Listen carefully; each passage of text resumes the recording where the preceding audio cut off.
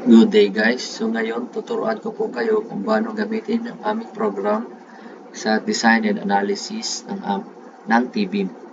So first, punta ulit kayo sa aming website na concretesilog.pixel.com. Yan. Scroll lang kayo pababa.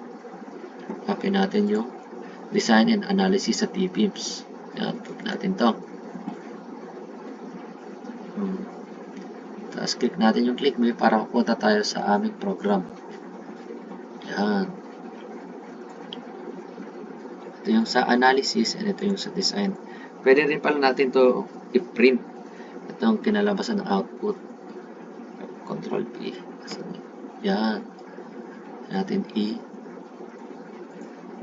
na 5x11 tas portrait. Yan. Pwede nyo po i-submit agad. Kailangan. Check din natin yung sa design. Design. Script. Yan. So, una natin gawa na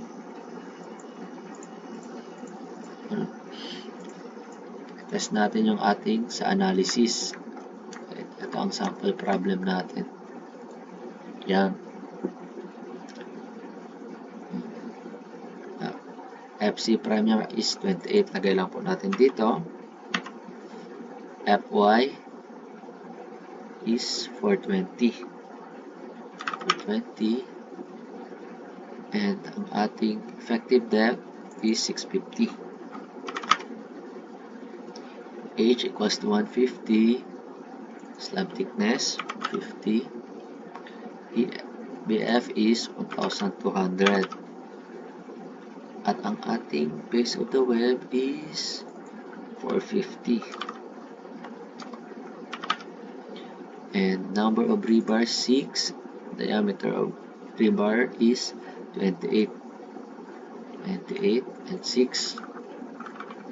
Wala namang binigay na length at distance, kaya disregard nyo na lang yan.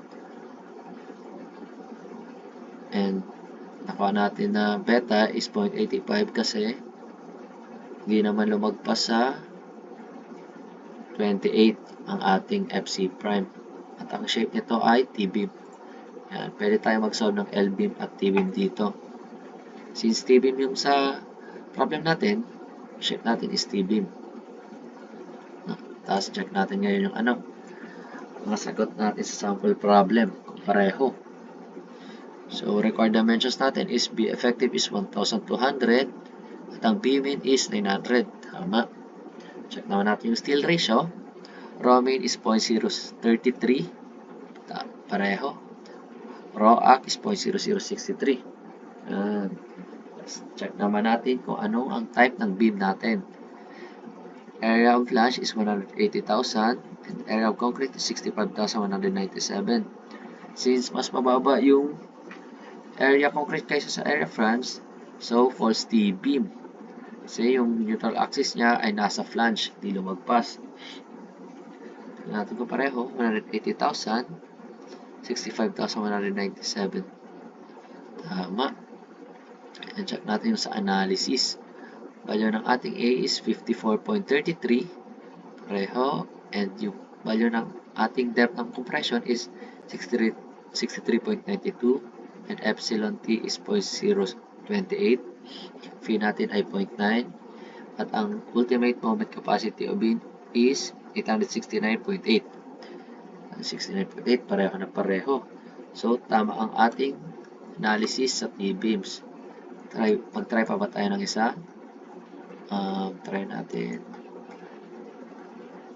Ito.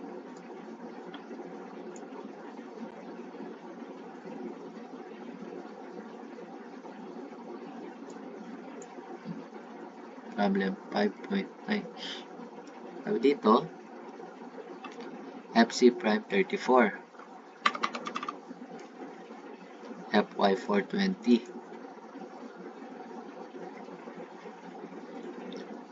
Fy 420. Walang binigay na length of beam at distance between webs. Slab of thickness is 100. So, papalitan lang po natin yung mga may highlight na red. Ito. Tapos, BF 1, 2, base of the web is 375. 375 at ang D natin is 750. Ito. 6 na 32 mm. 6 pieces na 32. Yan. Check natin kung magkapareho pa. PF 12 and BMIN is 750. Pareho. ROMIN 0.0035. 0035. ROAC 0.0086. Tapos check naman ang T-beam. Air flange natin is 120,000. Area ng concrete is 70,128.17. So, false T-beam pa rin. And sa analysis, value ng A is 58.44. Value ng C is 72.40. Epsilon T is 0.0281. 0.0281. Tama.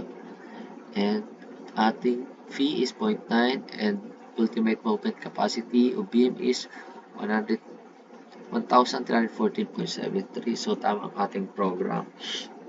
Ngayon, itry naman natin ang sa design. Yan. Ang ating sample problem sa design.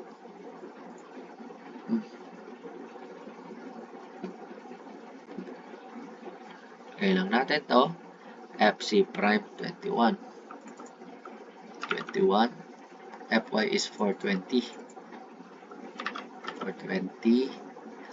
Length 12,000. Okay lang natin dyan. Spacing 3,000. Depth is 650. Diameter of rebar is 20. And H natin, thickness ng flange, 100.